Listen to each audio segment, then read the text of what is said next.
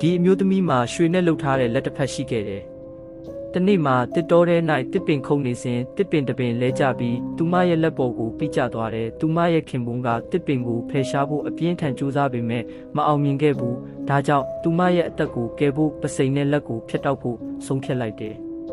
အဲ့ဒီနောက်ပိုင်းမှာတော့သူမဟာဖျက်တောက်ခံထားရတယ်။သူမရဲ့လက်ကိုမြင်တိုင်းဝမ်းနဲ့နေတတ်ခဲ့တယ်။ဒါကိုမြင်တဲ့ခင်ပွန်းဖြစ်သူကသူမအတွက်လက်တူတစ်ဖက်ဖန်တီးပေးခဲ့ပေမဲ့သူမကရွှေနဲ့လှုပ်ထားတဲ့လက်ကိုပဲလိုချင်ခဲ့တယ်။ရက်အနှဲငယ်ကြာပြီးနောက်ခင်ပွန်းဖြစ်သူကသူမအတွက်ရွှေလက်တစ်ဖက်ပြုလုပ်ပေးခဲ့တယ်။ဒါပေမဲ့အဲ့ဒီရွှေလက်ကြောင့်သူမရဲ့ခန္ဓာကိုယ်မှာပိုးဝင်ကူးစက်မှုတွေဖြစ်လာပြီးရက်အနှဲငယ်အကြာမှာတေဆုံးသွားခဲ့တယ်။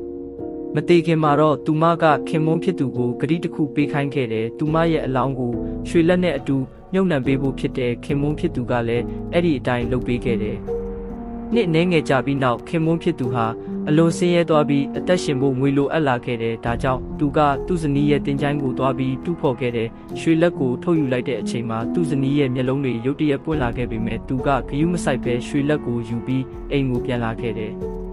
အဲ့ဒီညမှာပဲသူ့ဇနီးဟာသူမရဲ့ရွှေလက်ကိုပြန်ယူဖို့ရောက်လာခဲ့တယ်။ကြောက်လန့်သွားတဲ့ခင်ပွန်းဖြစ်သူကရွှေလက်ကိုပြန်ပေးလိုက်တယ်။ဒါပေမဲ့သူမကရွှေလက်ကိုပြန်ရပြီးတာနဲ့သူ့ကိုတပ်ပစ်